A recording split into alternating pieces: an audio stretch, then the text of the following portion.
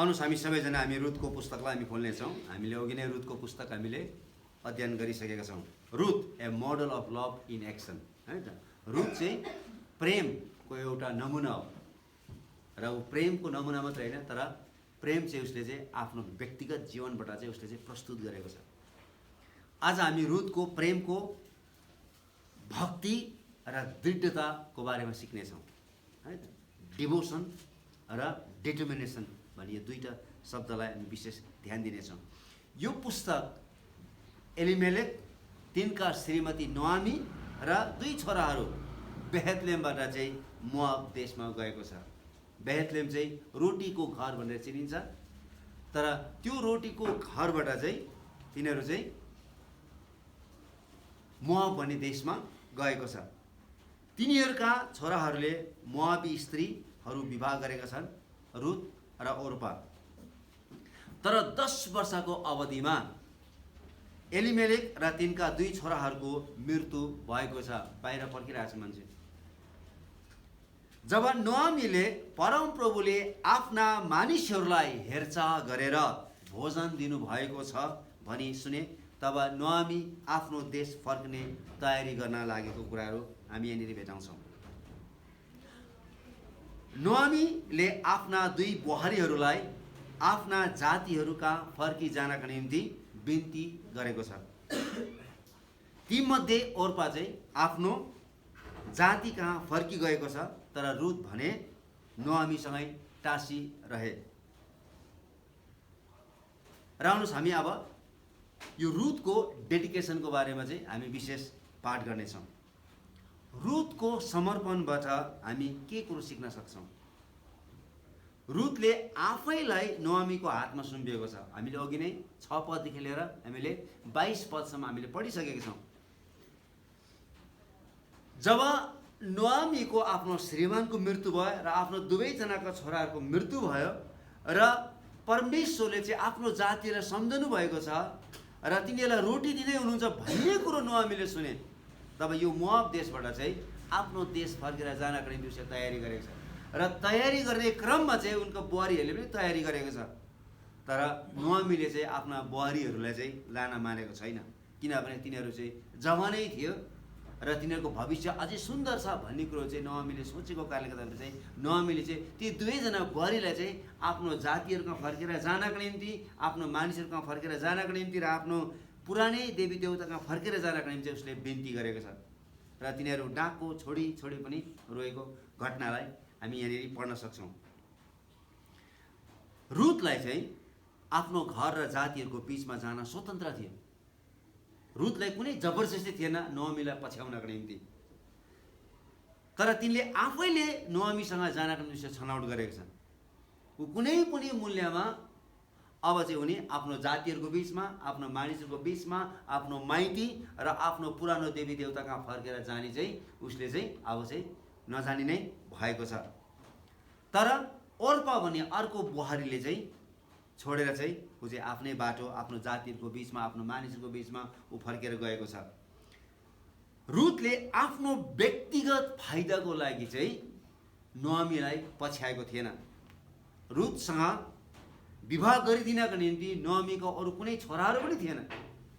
नोआमीले यो पनि भनेको थियो, आज राति नै यदि मैले छोरा जन्माएँ भने पनि तिमीहरूसँग त्यति बेलासम्म पर्खिँदाखेरि चाहिँ तिमीहरू वृद्ध भइसक्ने छौ, यसकारण चाहिँ ममा त्यो क्षमता पनि छैन, तिमीहरू फर्केर जाऊ, उहाँले भन्नुभएको थियो।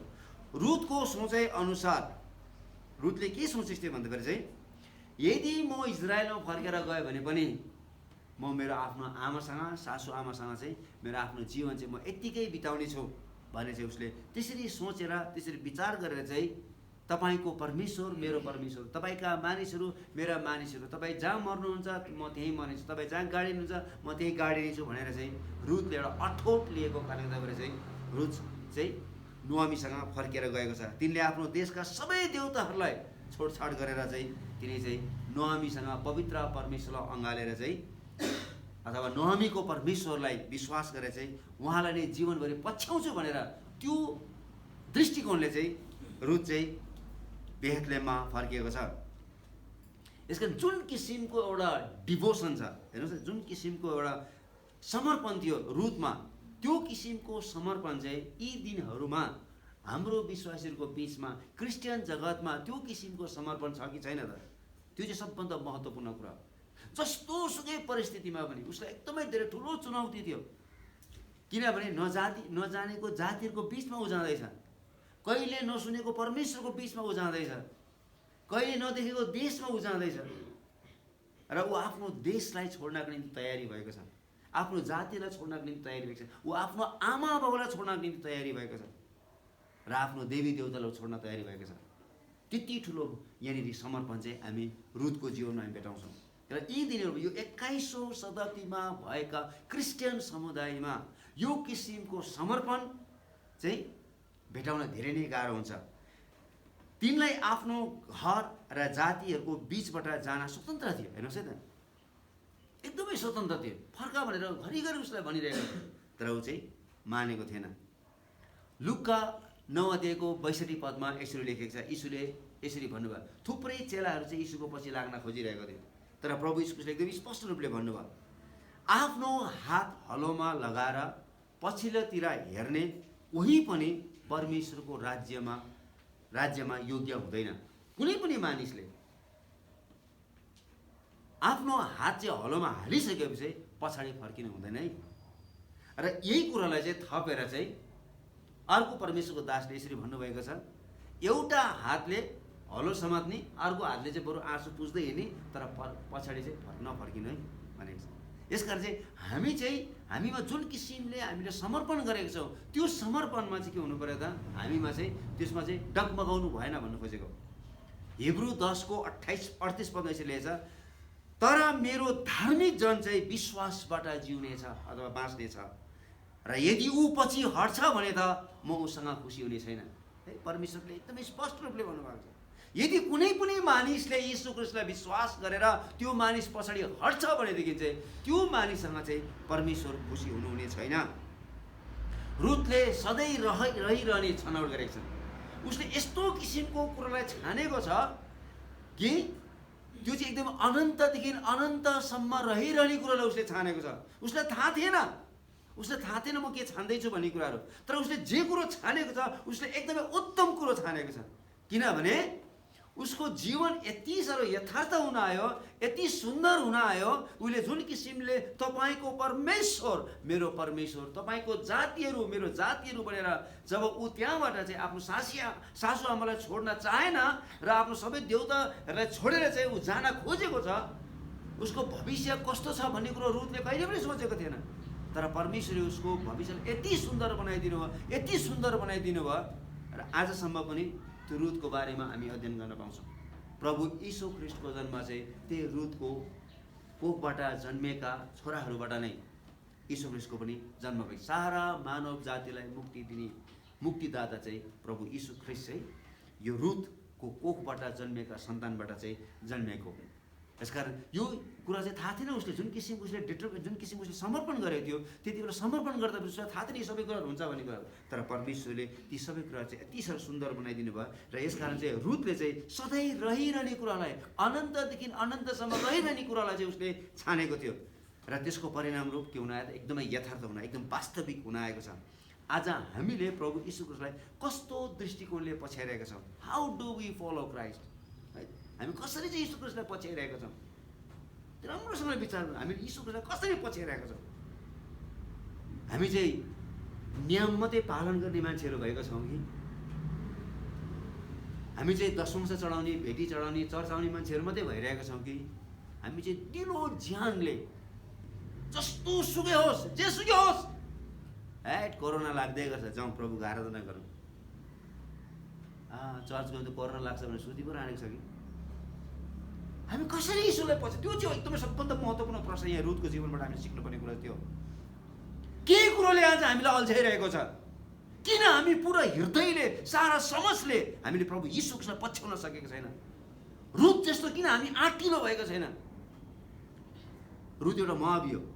हेर्नुहोस्, अहिले हामी पढ्दै जान्छौँ, त्यो मोआबीहरू चाहिँ पवित्र परमेश्वरको घरमा चाहिँ 10 पुस्तासम्म पस्न पाउँदैन थियो, तर पनि उसले आँट गरेको छ। ल हेर्नुहोस् त, आज हामीले प्रभु यीशुलाई कसरी चाहिँ पछ्याइरहेको छ? कतिले चाहिँ आफ्नो आमा बाबुको कारणले गर्दा पनि, कतिजना चाहिँ श्रीमान र श्रीमतीको कारणले गर्दाखेरि कति चाहिँ छोराछोरीको खुसीको लागि चाहिँ के रहेको छ त यीशुलाई पछ्याइरहेको छ है। मैले यीशुलाई पछ्याएँ भने चाहिँ मेरो श्रीमती खुसी हुन्छ, मैले यीशुलाई पछ्याएँ मेरो श्रीमान खुसी हुन्छ, मैले पछ्याएँ मेरो आमा बाउ खुसी हुन्छ है। यो विभिन्न मानिसहरूको खुसीको लागि चाहिँ हामी यीशुलाई पछ्याइरहेका छौँ। कतिले आफ्नो फाइदा कसरी हुन्छ भनेर चाहिँ यीशुलाई पछ्याइरहेको छ। तर पहिलो तिमोथी 6:5 राम्रोसँग सुन्नुहोस् है। यहाँ यसरी छ, बुद्धि भ्रष्ट भएका र सत्यबाट अलग भएका मानिसहरूका माझमा कचिङ्गल उठाउँछन् अनि भक्ति चाहिँ फाइदा उठाउने उपाय हो भने तिनीहरू ठान्छन्। हेर्नु, जुन किसिमले तिनीहरूले भक्ति गर्न खोज्छन् त्यो भक्तिबाट चाहिँ केही फाइदा लुट्न सकिन्छ कि केही फाइदा पाउन सकिन्छ कि भनेर चाहिँ उनीहरूले भक्ति गर्न खोजिरहेको छ। तर रुथले नोअमीलाई पछ्याउन कुनै पनि मूल्यमा आफ्नो फाइदा खोजेको छैन। उसले के पनि नसोचिकन चाहिँ म तपाईँको पछि लाग्नेछु, मृत्युले बाहेक अब तपाईँले र मलाई कुनै पनि शक्तिले छुट्याउने छैन भनेर चाहिँ रुथले त्यसरी भनेको कारणले चाहिँ नोअमी पनि चुप रहेर बसे, के पनि भन्न सकेन। फिलिपी 3:7-8 पावल एकदमै प्रख्यात व्यक्ति थिए। गामलिएल जस्तो शक्तिशाली रब्बाईको अधीनमा, गुरुको अधीनमा बसेर चाहिँ उसले अध्ययन गरेको थियो। यसकारण उसको ख्याति एकदमै प्रशस्त मात्रामा थियो। पावललाई सबै मानिसले चिन्थ्यो किनभने ऊ चाहिँ एकदमै बौद्धिक व्यक्ति थियो, एकदम प्रशस्त मात्रामा अध्ययन गरेको व्यक्ति, टार्सस जस्तो ठाउँमा हुर्केको व्यक्ति, पढेको व्यक्ति, पछि यरुसलेममा आएर गामलिएल जस्तो व्यक्तिसँग अध्ययन गरेको व्यक्ति, एउटा फरिसी, एउटा एकदमै उत्तेजित भएको एकदमै जोसले भरिएका मानिस। जब यो मान्छेले प्रभु यीशु ख्रीष्टलाई विश्वास गरे तब यो मान्छेले के भनेको छ, जति कुरा मेरो निम्ति लाभदायक थिए ती त मैले ख्रीष्टको खातिर हानि नै ठाने भन्ने कुरो बताएको छ। जे जति मेरो निम्ति फाइदा थियो, जे जति मेरो निम्ति लाभदायक थियो, यीशु ख्रीष्टलाई विश्वास गरिसकेपछि चाहिँ ती सबै कुराहरू मेरो लागि के भएको छ त हानि भएको छ भन्ने कुरो बताएको छ। साँच्चै भन्ने हो भने ख्रीष्ट यीशु मेरो प्रभुलाई चिन्नु पाउनु अमूल्य कुराको तुलनामा सबै कुरालाई म हानि नै ठान्छु। एकपट्टि प्रभु यीशु ख्रीष्टलाई, एकपट्टि सारा उसको धन सम्पत्ति मान मर्यादा इज्जत उसको विद्यालाई जोग्दाखेरि पनि के पनि भएन भनेको छ। यीशु ख्रीष्टलाई को तुलनामा चाहिँ यी सब थोक चाहिँ के पनि होइन भन्ने कुरा चाहिँ उसले बताएको छ। ख्रीष्टलाई प्राप्त गरौँ भनेर उहाँको निम्ति मैले सबै कुरा नोक्सानी भोगेको छु अनि ती सबै कुरालाई फोहोर मैला तुल्याएको छु। देख्नु, यीशु ख्रीष्टसँग तुलना चाहिँ कुनै पनि थोकले गर्न सक्दैन भनेर चाहिँ पावलले भनेको छ। जति पनि मैले मेरो जीवनमा मैले प्राप्त गरेछु ती सब थोक यीशु ख्रीष्टको अगाडि चाहिँ के हो त, त्यो चाहिँ फोहोर मैला सरा हो भन्ने कुरो बताएको छ। के हो एउटा समर्पण भन्ने कुरो चाहिँ, यीशुलाई पछ्याउने समर्पण चाहिँ के हो। दोस्रो कुरो रुथ डिभोसन है त, रुथको भक्तिपूर्ण जीवनबाट हामी के कुरोहरू सिक्न सक्छौँ। रुथले आफैलाई नोअमीको हातमा सुम्पिएको छ है। 2 अध्यायको हामी 11 र 12 पद म तपाईँको निम्ति पढ्न चाहन्छु। हेर्नुहोस् है त, रुथको पुस्तक 2 अध्यायको 11 र 12 पद यहाँ यसरी लेखिएको छ। 11 पद, बोआजले भने, हेर्नुहोस् है, आफ्नो लोग्नेको मृत्युपछि तिमीले आफ्नो सासूप्रति गरेको सबै काम मलाई मानिसले भनेका छन्। तिमी आफ्ना आमा बुबा र आफ्नो जन्मभूमि छोडेर अपरिचित जाति कहाँ आयो। परमप्रभुले तिम्रा कामको पुरस्कार तिमीलाई दिउन्, जसको छत्र छाया मुनि शरण लिनलाई तिमी आएका छौ। उनै परमप्रभु इजरायलका परमेश्वरले प्रशस्त उपहार दिउन्। यहाँनिर बडो राम्रोसँगले बताएको छ। रुथले आफैलाई नोअमीको हातमा सुम्पेको कारणले चाहिँ अरूले पनि गवाही दिइरहेको छ रुथको बारेमा। हामीले सुनेका छौँ तिम्रो बारेमा, तिमीले कसरी चाहिँ आफ्नो सम्पूर्ण घरबार जग्गा जमिन आफ्नो परिवार र आफ्नो सम्पूर्ण देवी देवता देशलाई छोडेर चाहिँ तिमी नयाँ ठाउँमा आएका छौ, आफ्नो सासूलाई पछ्याएर आएका छौ। यसकारण परमेश्वर तिमीलाई आशिष दिउन् भनेर चाहिँ यहाँ बोअज भन्ने व्यक्तिले भन्दैछ। आफ्नो सासूको पालन पोषण गर्नका निम्ति रुथले काम गरेको छ है। यी दिनहरूमा त है बुहारीहरू त सासूसँग पटक्कै मिल्दैन पहिलो कुरो त होइन। तर यहाँनिर हेर्नुहोस्, एउटा सासू र बुहारीको बिचमा भएको, यहाँ सासू र बुहारी भन्दा पनि यहाँनिर चाहिँ आमा र छोरी भन्ने चाहिँ तुलना गरेको छ है। यहाँनिर चाहिँ नोअमीले कहिले पनि बुहारीहरू भनेर सम्बोधन गरेको छैन, तर यहाँनिर चाहिँ ए मेरो छोरीहरू भनेर सम्बोधन गरेको छ। र अहिले कतिजना है सासूहरूले चाहिँ आफ्नो बुहारीहरूलाई चाहिँ छोरी भनेर सम्बोधन गर्छ। यहाँनिर हेर्नुहोस् न, आफ्नो सासूको पालन पोषण गर्नको निम्ति रुथले काम गरेकी छ। र यहाँनिर सुरुमै जुन दिन पहिलो दिन जब रुथ काम गर्न निम्ति गएको छ, एकै दिनमा शिलाबाला टिपेर र त्यसलाई माडेर एकै दिनमा 5 पाथी, कम्तीमा पनि 20 केजी, हेर्नुहोस् न, कम्तीमा पनि 20 केजी चाहिँ जौँ चाहिँ लिएर आएको छ घरमा। त्यति परिश्रमी व्यक्ति थियो, त्यति साह्रो एकदमै यिनीहरू एकदम साह्रो गरिब थियो, यति साह्रो गरिब थियो, यिनीहरूलाई खानको निम्ति गाह्रो थियो। यसकारण चाहिँ त्यति बेला चाहिँ इजरायलमा कस्तो किसिमको व्यवस्था थियो भन्दाखेरि चाहिँ धनी मान्छेहरूको खेतमा कटनी गर्दाखेरि चाहिँ त्यहाँनिर चाहिँ शिलाबाला चाहिँ त्यतिकै छोडिदिन्थ्यो। त्यो चाहिँ गरिबहरूले आएर चाहिँ त्यसलाई चाहिँ टिपोस् भनेर। अनि रुथ चाहिँ एउटा गरिब विधवा भएको कारणले गर्दाखेरि चाहिँ त्यहाँ चाहिँ शिलाबाला टिप्नु गएको छ। र त्यो शिलाबाला टिपेर पनि उसले कति बिहानदेखि बेलुकासम्म, यहाँसम्म कि त्यहाँका मानिसले गवाइदिएको छ, यो ठिटी बिहान आएकोदेखि एकछिन पनि आराम नगरिकन परिश्रम गरेको छ। कसको लागि चाहिँ परिश्रम गर्छ? आफ्नो सासूको लागि, आफ्नो आमाको लागि, आफ्नो आमालाई। किन आमा काम गर्न सक्दैन, उहाँ वृद्ध भइसक्नु भएको छ, उहाँको लागि त विचार एउटा परदेशी केटी, एउटा विदेशी केटी यहाँ आएर चाहिँ आफ्नो सासूलाई एउटा भक्ति देखाएको छ, एउटा सच्चो भक्ति दिएछ। उसले कति धेरै प्रेम गर्छ भन्ने कुरो चाहिँ देखाएको छ। एक दिनमा एकजनाले शिलाबाला टिपेर 5 पाथी बटुल्नु भनेको चाहिँ यो एकदमै धेरै हो। मुस्किलले 1 पाथी पनि गाह्रो हुन्थ्यो। तर यो स्त्रीले चाहिँ यति साह्रो मेहनत गरेको छ आफ्नो सासूको लागि। आफ्नो सासूले यति ठुलो भक्ति देखाएको छ, उसले एकै दिनमा उसले 5 पाथी भेला गरेछ। रुथले असहाय वृद्ध भएको आफ्नो सासूको हेरविचार गरेको छ। असहाय थियो, हिँड्न सक्दैन थियो। अब अहिले त यो बुढी कहिले मर्छ भन्थ्यो, हो कि होइन? अब हात खुट्टा त्यही नचलोस् त, ल हेर्नुहोस् त, त्यही नै दिशा पिसाब गर्न थालोस् त। यो बुढीले गर्दा मेरो टाउको खाइसक्यो, पैसा त बर्बाद भयो, दिमाग पनि बर्बाद भइसक्यो। यो बुढीले गर्दाखेरि मेरो आयु घटिसक्यो। अब अहिलेको के अरे बुहारीहरूको चाहिँ के हो त, त्यो चाहिँ त्यस्तो किसिमको प्रतिक्रियाहरू हामी धेरै सुन्न पाउँछौँ। तिनले देखाएको यो भक्तिले तिनको व्यक्तिगत बलिदानलाई झल्काउँछ। देख्नुभयो, रुथले जुन किसिमको एउटा भक्ति देखाएको थियो आफ्नो सासूप्रति, ऊ चाहिँ एउटा कसरी चाहिँ बलिदानको जीवन जिउँदैछ भन्ने कुरो चाहिँ यसले झल्काउँछ। के हाम्रो प्रेमले पनि साँचो भक्तिलाई झल्काएको छ क्या? जुन मानिसहरूले हाम्रो निम्ति प्रेमको खातिर परिश्रम गर्छन्, के हामीले त्यसको मूल्यलाई बुझेका छौँ के त? राम्रोसँग विचार गर्नुपर्छ है। हाम्रो विशेष छोराछोरीहरूले बुझ्नुपर्छ, हाम्रो आमा बाउले कति धेरै बलिदानपूर्ण रूपले तिनीहरूले चाहिँ मेहनत गरेको छ।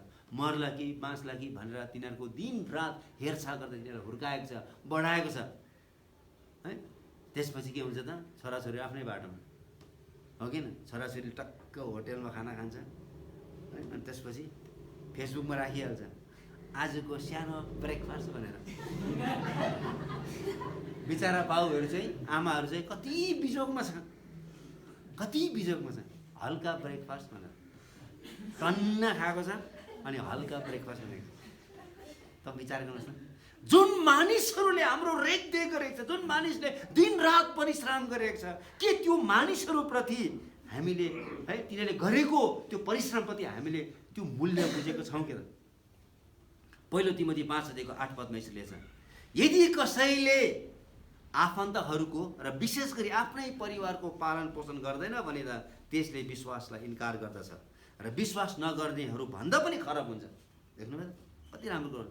यदि कसैले आफ्नो परिवारको र आफन्तहरूको चाहिँ पालन पोषण गर्दैन भनेदेखि, छोराहरूले आफ्नो बाउको आमा बाउको वास्ता गर्दैन भनेदेखि, छोरीहरूले आफ्नो आमा बाउको वास्ता गर्दैन भनेदेखि चाहिँ त्यो चाहिँ विश्वासलाई इन्कार गरेछ र त्यो चाहिँ विश्वास नगर्नेहरू भन्दा पनि खराब मान्छेहरू हो।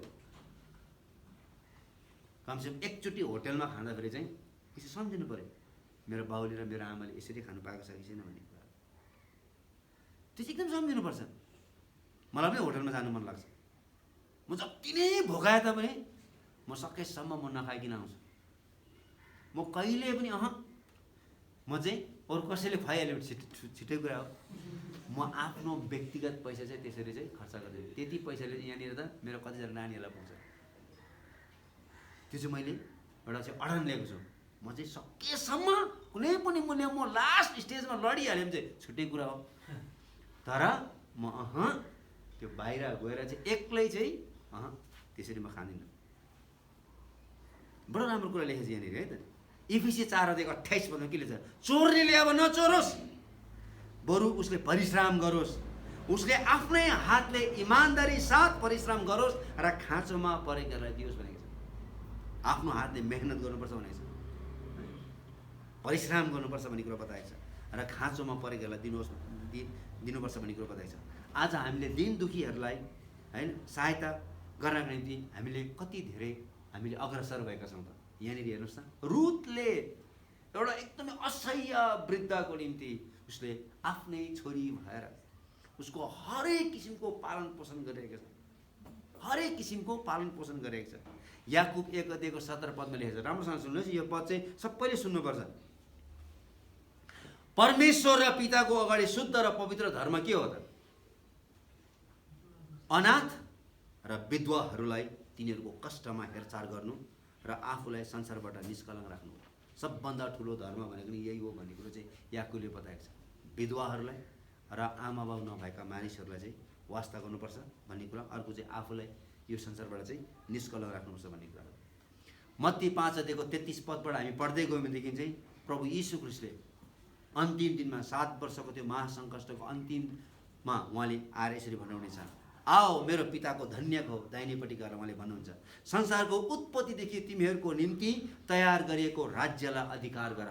म भोकाएको थिएँ, तिमीले मलाई खाना दियौ, म तिर्खाएको थिएँ, तिमीले मलाई पिउन दियौ, म परदेशी थिएँ, तिमीले मलाई आश्रय दियौ, म नाङ्गै थिएँ, तिमीले मलाई वस्त्र लगाइदियौ, म बिरामी थिएँ, तिमीहरू मलाई भेट्न आयो, जेलखानामा थिएँ, तिमीहरू म कहाँ आयो।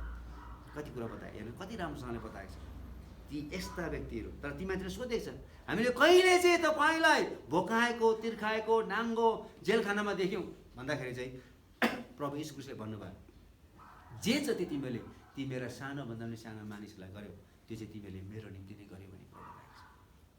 त्यो हो साँचो एउटा डिभोसन भन्ने कुरो त्यो हो। यदि साँचो भक्ति यदि हामी परमेश्वरको आराधना गरेर हामी गर्न चाहन्छौँ भनेदेखि चाहिँ हामीले गरिब दिन दुखीहरूको पनि हामीले चाहिँ सेवा गर्नुपर्छ भन्ने कुरो बताएको छ। के हामीले अरूहरूको निम्ति बलिदान गर्न तयार भएका छौँ कि त?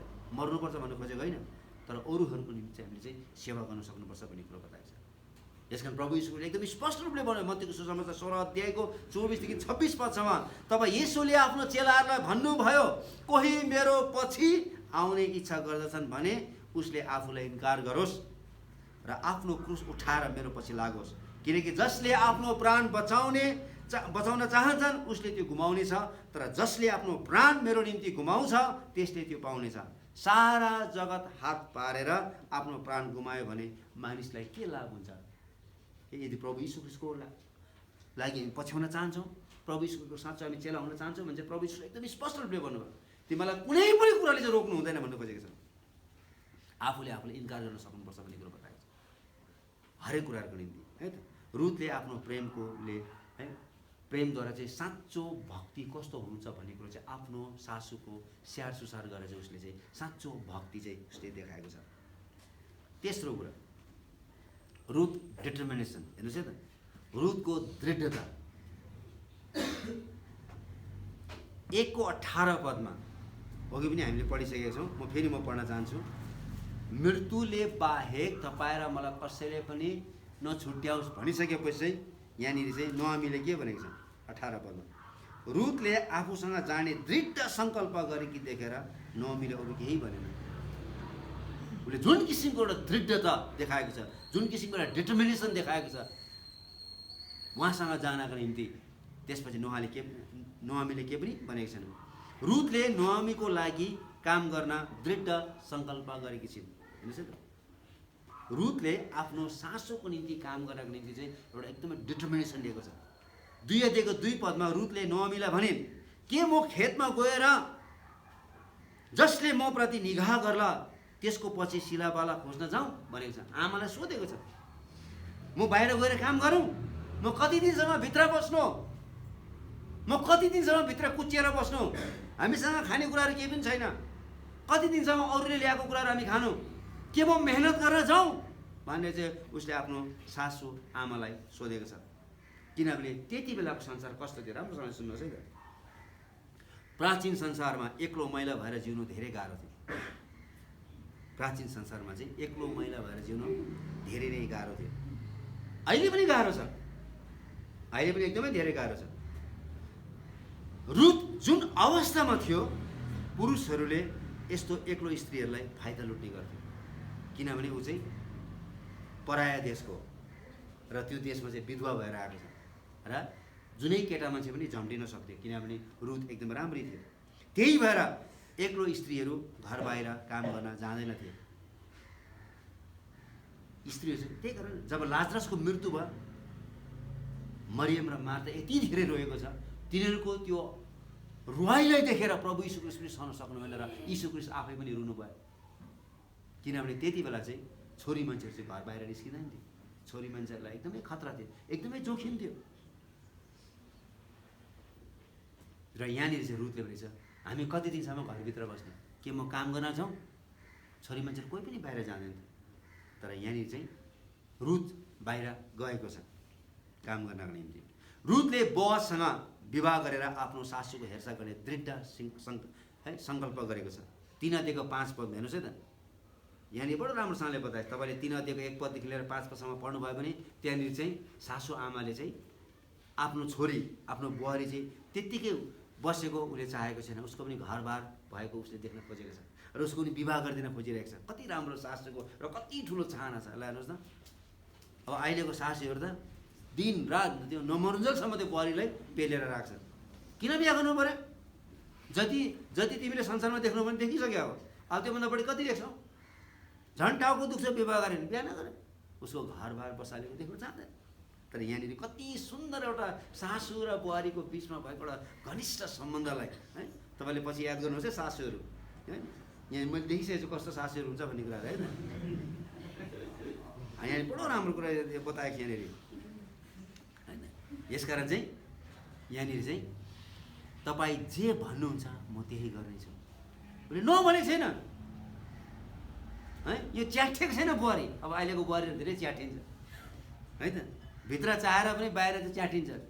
भित्र चाहिँ बिहा गर्नु मन लागेको हुन्छ होइन, तर बाहिर चाहिँ हुँदैन हुँदैन भन्छ त्यत्तिकै। अब अहिले कुनै पनि हाम्रो केटाकेटीहरूलाई सोध्नुहोस् न, बिहा गर्ने कहाँ गर्छ? त भित्र मनमा चाहिँ छ, मनमा चाहिँ एकदम ठुलो इच्छा छ है, तर बाहिर चाहिँ आत्मिकीपन देखाउनुपर्छ होइन। यसकारण चाहिँ हुँदैन हुँदैन मात्रै भन्छ। तर यहाँनिर रुथ त्यस्तो थिएन। हो पनि हो, होइन भने होइन। तपाईँ जे भन्नुहुन्छ म त्यही गर्नेछु। सो घर बसेको चाहिँ सासूले देख्न खोजेको थियो। इजरायलीहरूको व्यवस्था अनुसार यदि कसैको परिवारमा छोरा सन्तान छैन भने तिनीहरूले अर्को विवाह गर्न पाउँथ्यो है त। विधवा भए तापनि सन्तान छैन भनेदेखि चाहिँ उनीहरूले चाहिँ विवाह गर्न चाहिँ पाउँथ्यो। त्यो नियम चाहिँ एकदम राम्रो थियो र यो विवाह नजिकको नातेदारसँग चाहिँ गर्नुपर्ने थियो। रुथले इजरायलमा भएको व्यवस्थालाई पालन गरी बोअजसँग चाहिँ विवाह गरेको छ र यो दुला छान्ने काम चाहिँ सासू आमाबाट भएको छ। हेर्नुहोस् है त, जुन दुला रुथको निम्ति छानेको छ यो चाहिँ सासू आमाले गरेको छ। अब अहिलेको आमा बाउले छोराछोरीको निम्ति चाहिँ बुहारी खोज्नु जाँदाखेरि होइन अथवा ज्वाइँ खोज्नु जाँदाखेरि भएर त अघि नै छानिसकेको हुन्छ, थाहै हुँदैन। अब म विचारै गर्न सक्दिनँ यो 21औं शताब्दीका छोराछोरीको दिमागमा कुन चाहिँ किरा कुदिरहेको छ भन्ने कुराहरू आफै छानिसकेको छ। आमा बाउले कति भक्तिको साथमा प्रार्थना गरेर परमेश्वरमा रुएर प्रभु मेरो छोराको निम्ति यस्तो बुहारी दिनुहोस्, मेरो छोरीको निम्ति यस्तो प्रभु तपाईँले ज्वाइँ दिनुहोस् भनेर प्रार्थना गरेको हुन्छ। छोराछोरी चाहिँ बौलाएर है अघि नै हाम फालिसकेको हुन्छ। अनि त्यसमा फेरि अरूले पनि हामा हात थपिदिएको हुन्छ। हामा एकदमै हात थपिदिएको हुन्छ। राम्रो छ नि, के छ र के छ र? रूपमा रूप छ, सिपमा सिप छ भन्छ। त्यो होइन, हामीलाई रूपमा रूप चाहिएको छैन, सिपमा सिप चाहिएको छैन। हामीलाई त्यो चाहिएको छ जसले चाहिँ पवित्र परमेश्वरको साँचो आराधना गर्छ। त्यो किसिमको छोरी चाहिएको छ, त्यो किसिमको ज्वाइँ चाहिएको छ। पैसा कमाउनु चाहिएको छैन हामी। त्यो दोस्रो कुरो। पहिलो कुरो चाहिँ पवित्र परमेश्वरलाई, ताकि मेरो छोरीलाई मेरो ज्वाइँले कहिले पनि नछोडोस्। जीवनको अन्तिम साससम्म परमप्रभुको सेवा गर्न सकोस्। मेरो बुहारीले जीवनको अन्तिम साससम्म पवित्र परमेश्वर, त्यो हाम्रो चाहना। सासूले छानिदिएको छ दुलालाई। हेर्नुहोस् न, अब अहिले त छान्नै पाउँदैन। अघि छानिसकेर के छान्ने है, कति गाह्रो छ है। एक दुईजनाको छान्न पाइन्छ कि भनेर आशा गरेको थिएँ। त्यो पनि अहिले त कता कता सुनाइमा आएको छ, उसको पनि बुक भयो भनेर। रुथले आफ्नो सासूले भनेको कुरालाई कुनै पनि शक्तिले विवाह गर्न रोक्न सकेन। हेर्नुहोस् न, देख्नु न, रुथ राम्रोसँग सुन्नुहोस् न, रुथले आफ्नो सासूले भनेको कुरालाई कुनै पनि शक्तिले रोक्न सकेन। आफ्नो सासूले जे कुरो भनेको थियो, हुन्छ हजुर, उसलाई केहीले पनि छेक्न सकेन, किनकि तिनमा एउटा दृढ सङ्कल्प थियो, एकदम स्ट्रङ डिटर्मिनेसन थियो। अब हामी यहाँबाट के सिक्छौँ त रुथको जीवनबाट? चारवटा कुराहरू सिक्छौँ। हेर्नुहोस् है त, पहिलो कुरा हामी के सिक्छौँ भन्दा चाहिँ हामीले परमेश्वरको वचन पालन गर्नुपर्छ। पहिलो कुरो न्यायकर्ता, हेर्नुहोस् है, रुथ 1 अध्यायको 1 पद पढ्नुभन्दा अगाडि चाहिँ त्यसको ठ्याक्कै अगाडि न्यायकर्ताको अन्तिम अध्यायको अन्तिम पदमा यसरी लेखेको छ, ती दिनमा इजरायलमा कुनै राजा थिएन र हरेक मानिसले आफ्नो दृष्टिमा जे ठिक लाग्यो त्यही गर्थ्यो। एकदम डेन्जर थियो त्यति बेला, मान्छेलाई जे मन लाग्यो त्यही गर्थ्यो। हतियार बोकेर हिँडेपछि सबै मान्छे भागा भयो है, नाङ्गै हिँडे पनि त्यति बेला कसैले के गर्यो, किन राजा थिएन त्यहाँ, मान्छेलाई जे मन लाग्थ्यो त्यही गर्थ्यो। ल हेर्नुहोस् त यहाँनिर, अनि यहाँनिर एउटा इजरायली मानिस, साँचो परमेश्वरको डर मान्ने मान्छे, परमेश्वरको भय मान्छे, बेथलेहेम रोटीको घरबाट चाहिँ मोआब भन्ने देशमा, जुन देशका मानिसहरूलाई चाहिँ परमेश्वरको राज्यभित्र प्रवेश गर्न 10 पुस्तासम्म इन्कार गरिएको थियो, त्यहाँ त्यो जातिहरूकोमा गएको छ र आफ्नो देश छोडेर गएको छ र तिनीहरूले ठुलो सङ्घर्ष भोग्नु परेको छ। आफ्नो देश, परमेश्वरको देशलाई छोडेर गइसकेपछि तिनीहरू के भएको छ, परमेश्वरको उपस्थितिबाट निस्केर गइसकेपछि तिनीहरू ठुलो सङ्कष्ट पुग्नुभएको छ। श्रीमानको मृत्यु भएको छ, 2 छोराको मृत्यु भएको छ। यसले हामीले यही पाठ सिकाउँछ कि जस्तो सुकै अवस्थामा पनि हामीले परमेश्वरलाई छोड्नु हुँदैन है। हामी जहाँसुकै गए तापनि परमेश्वरलाई छोड्नु हुँदैन है। ढोलाइटीमा घुम्दा मात्रै यहाँ चर्च छ, जय मसी सङ्गति जानुपर्छ भनेर होइन। यहाँबाट बाइक लिएर हिँडेपछि अथवा गाडीमा चढिसकेपछि न त बाइबल हेर्छ न त सङ्गति नै हेर्छ, त्यस्तो हुनु हामीले कहिले पनि परमेश्वरलाई छोड्नु हुँदैन। परमेश्वरलाई छोड्नेहरूको गति कस्तो हुन्छ भन्ने कुरो चाहिँ हामीले नोआमीको जीवनबाट है, जब उनी बेथलेहेम आइपुगे सबै छोरी मान्छेहरूले ओहो नोआमी आए भनेर है, सबैले नोआमी भन्ने बित्तिकै प्रशंसा हो, उसको एकदमै आदर गरिरहेको थियो। तर नोआमीले के भन्छ, मलाई नोआमी नभन, मलाई मारा भन, म तितो भएको छु, म भरिपूर्ण भएर गएको थिएँ, म रित्तो भएर आएको छु, किनभने परमेश्वरले मसँग कडा व्यवहार गर्नुभएको छ भन्ने कुरो उसले बताएको छ। यसले हामीले कहिले पनि कुनै पनि हालतमा पनि हामीले परमेश्वरलाई छोड्नु हुँदैन, त्यो गति हामीले देख्न नपरोस्। अर्को कुरा हामी के सिक्छौँ, रुथको पुस्तकले परमेश्वरको सार्वभौम सत्ता र मानिसका जिम्मेवारीलाई देखाउँदछ। रुथ एक विधवा थिइन्, तिनको जीवन मोआब र इजरायलमा अत्यन्तै जोखिममा थियो। ऊ मोआबमै बसेको भए पनि उसलाई मानिसले शोषण गर्ने थियो। ऊ इजरायलमा आएको छ, यहाँ पनि ऊ शोषणको एकदमै ठुलो एकदमै हतियार बन्न सक्ने थियो, किनभने त्यति बेला मानिसलाई जे मन लाग्थ्यो त्यही गर्थ्यो।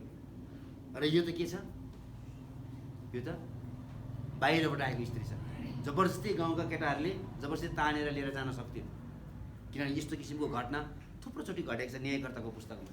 इजरायलमा थुप्रोचोटि त्यस्तो घटनाहरू घटेको छ र अब त्यता राजा पनि छैन, त्यहाँ त न्यायकर्ता पनि छैन, कसैले पनि तिनीहरूको न्याय गरेको छैन, तिनीहरूलाई जे मन लाग्थ्यो त्यही गर्थ्यो। यति ठुलो जोखिममा थियो रुथको जीवन, तर परमेश्वरको अनुग्रहमा परमेश्वरले तिनको जीवनमा सुन्दरता ल्याउनु भएको छ।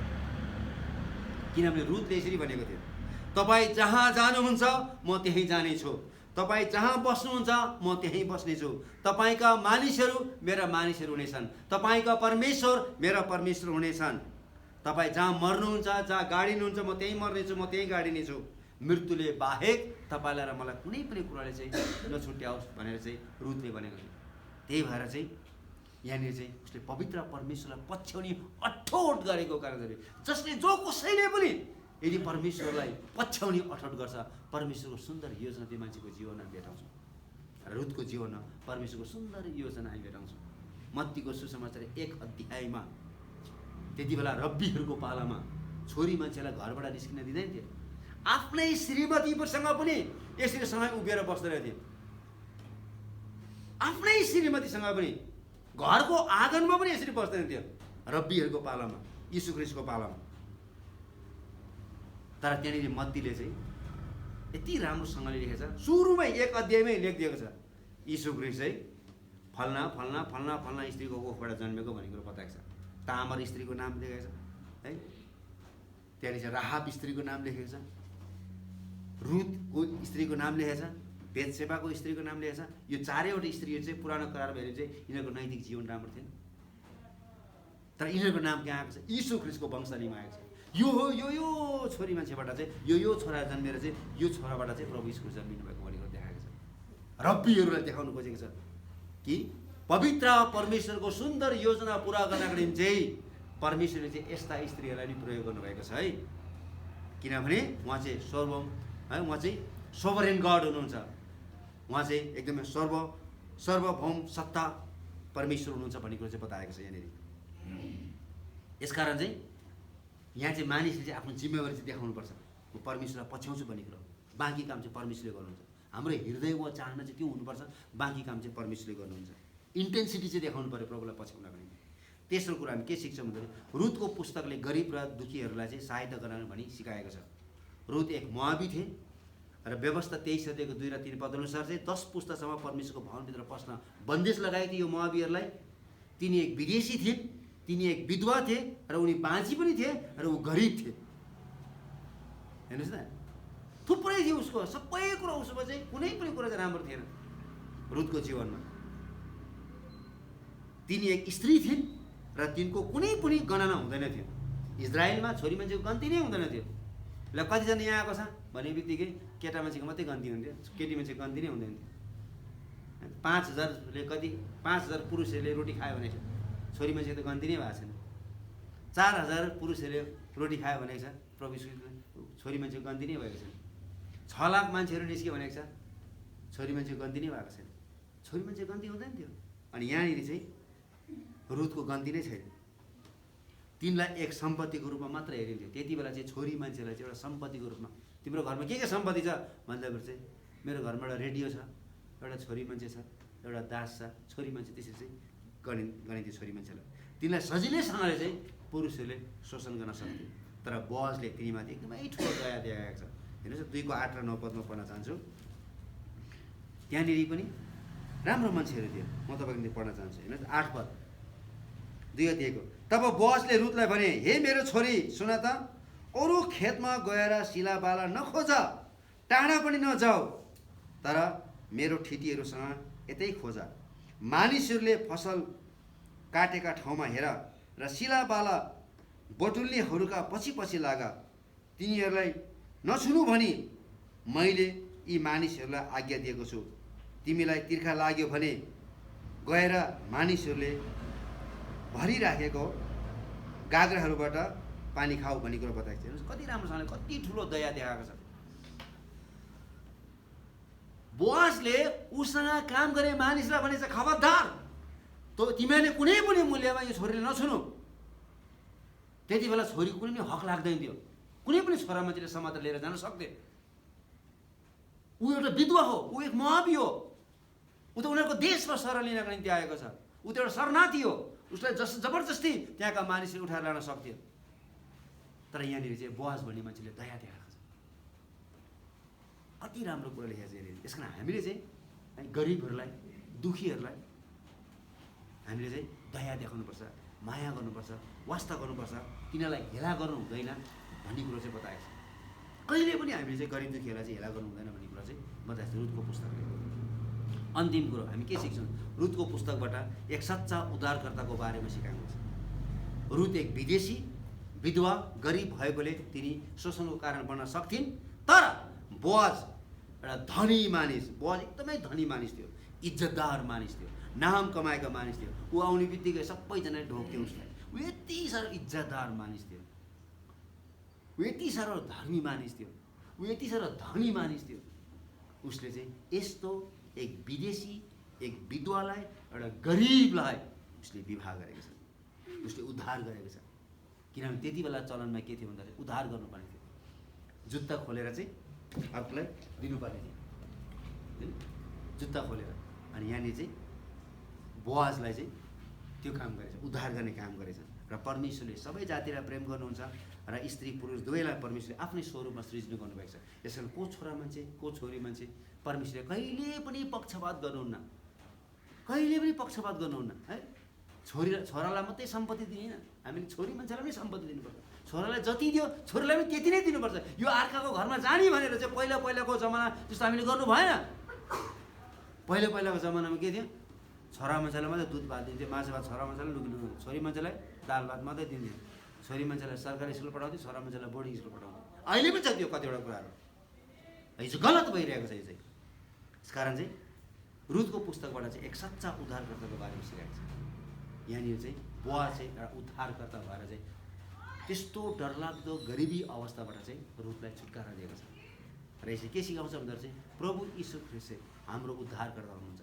हाम्रो दुःखको बेलामा, हाम्रो पापमय अवस्थामा, हामीलाई कुनै पनि सहारा नभएको बेलामा, हामी परमेश्वरको नजिकमा पुग्न नसकेको बेलामा, हामी परमेश्वरको नजिकमा पुग्नबाट चुकेको बेलामा चाहिँ, हामी एकदमै असहाय भएको बेलामा चाहिँ परमेश्वर चाहिँले चाहिँ प्रभु यीशु ख्रीष्टलाई उद्धारकर्ता भइकन हामीलाई त्यो पापको दलदलीबाट छुटकारा दिनका लागि चाहिँ उहाँ हामी कहाँ आउनुभएको छ। यसमा हामीले चारवटा कुराहरू हामीले सिकेका छौँ। एउटा चाहिँ के सिक्यौँ भन्दा चाहिँ हामीले परमेश्वरको वचनलाई चाहिँ हामीले पालन गर्नुपर्छ। हामीले कहिले पनि परमेश्वरलाई छोड्नु हुँदैन, परमेश्वरको ठाउँलाई छोड्नु हुँदैन, परमेश्वरको घरलाई छोड्नु हुँदैन भन्ने कुरा चाहिँ सिकाएको छ होइन।